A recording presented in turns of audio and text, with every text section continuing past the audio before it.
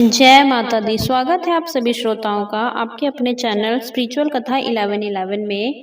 नवरात्रि के पावन अवसर पर हम लेकर आए हैं माँ दुर्गा की पंचम शक्ति माँ स्कंद माता की अद्भुत कथा, जिन्हें समस्त ब्रह्मांड में भक्तों के कष्ट हरने वाली और ज्ञान की दात्री कहा जाता है। आइए सुनते हैं माँ स्कंद माता की पावन कथा और पाते हैं उनकी असीम कृपा। नवरात्रि के 5वें दिन स्कंद माता की पूजा की जाती है। स्कंद माता देवी दुर्गा का 5वां अवतार है। स्कंद माता का नाम 2 शब्दों से मिलकर बना है, स्कंद व माता, और इसका अर्थ होता है स्कंद की माता। स्कंद का अर्थ है कार्तिकेय, जो कि महादेव और माता पार्वती के पुत्र हैं।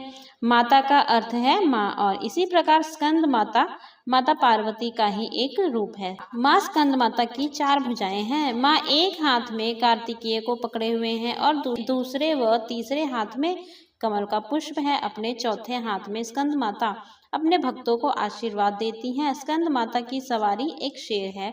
स्कंद माता विशुद्धि चक्र की अधिष्ठात्री देवी हैं। विशुद्धि चक्र हमारे गले के ऊपरी भाग के ठीक नीचे स्थित होता है। माँ स्कंद माता का वाहन मयूर भी है, इसीलिए इन्हें मयूर वाहन के नाम से भी जाना जाता है। उनका वर्ण यानी त्वचा का रंग शुभ्र है। माता हमेशा कमल पर विराजित रहती हैं और इसीलिए वह पद्मासना देवी के रूप में भी मानी और पूजी जाती हैं। माँ स्कंद माता का मन पूर्ण रूप से लौकिक और सांसारिक संबंधों से दूर रहता है। स्कंद माता का पूजन करने वाले व्यक्ति और जीव मुख्यतः सांसारिक बंधनों में रहकर भी उनसे मुक्त होते हैं। माँ दुर्गा के स्कंद माता अवतार की एक ऐसी मान्यता है कि माता सती द्वारा अपना देह त्यागने के बाद भगवान शिव ने खुद को सजा देने के लिए स्वयं को सांसारिक बंधनों से दूर कर लिया था और एक तपस्वी के रूप में पहाड़ों के बीच कड़ी सर्दी में तपस्या करने चले गए थे। इसी दौरान तारकासुर और सुरपदम नाम के 2 राक्षसों ने देवताओं पर हमला कर दिया। उस वक्त देवताओं की मदद करने के लिए कोई नहीं था। तारकासुर और सुरपदनम नाम के दोनों राक्षसों को ब्रह्मा जी द्वारा यह वरदान प्राप्त था कि उन्हें मारने के लिए शिव जी की संतान को ही आना होगा। उन राक्षसों ने चारों ओर कलह का माहौल बनाया हुआ था और अपने आसपास हर किसी को परेशान करके रखा था। इन दोनों राक्षसों के अत्याचारों को देख देवता गण भी चिंतित थे।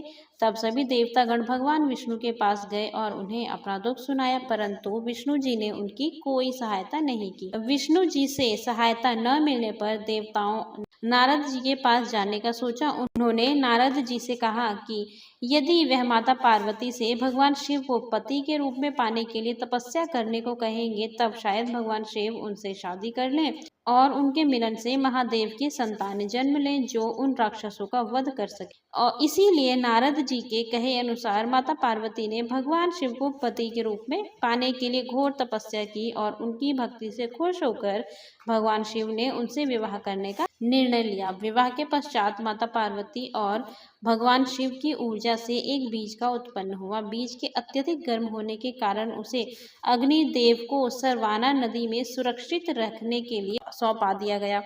अग्निदेव भी उसकी गर्मी सह नहीं पाए, इसीलिए उन्होंने उस बीज को गंगा को सौंप दिया, जो उसे आखिर में सरवाना झील में ले गई, जहां माता पार्वती पहले से ही पानी के रूप में मौजूद थी और उस बीज को धारण करते ही वह गर्भवती हो गई। कुछ समय पश्चात कार्तिकेय ने अपने 6 मुखों के साथ जन्म लिया।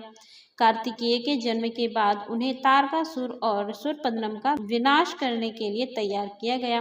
सभी देवताओं ने मिलकर उन्हें अलग अलग तरीके का ज्ञान दिया और राक्षसों से लड़ने के लिए उन्हें महत्वपूर्ण शस्त्र भी दिए। आखिर में कार्तिकेय ने सभी राक्षसों का वध कर दिया।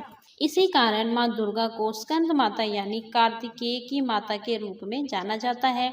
स्कंद माता के मंदिर पूरे भारतवर्ष में कई जगह स्थापित है, लेकिन उनमें से एक बहुत प्रचलित उत्तर प्रदेश के वाराणसी में स्थित है। देवी दुर्गा के 5वें स्वरूप में स्कंद माता की पूजा की जाती है। उन्हें अत्यंत दयालु माना जाता है। कहते हैं कि देवी दुर्गा का यह स्वरूप मातृत्व को परिभाषित करता है। स्कंद माता कमल के आसन पर भी विराजमान होती हैं, इसीलिए इन्हें पद्मासना देवी भी कहा जाता है। कहते हैं कि संतान सुख की प्राप्ति के लिए माता की पूजा के साथ ही उनके मंत्र की आराधना में विशेष फलदायी होती है।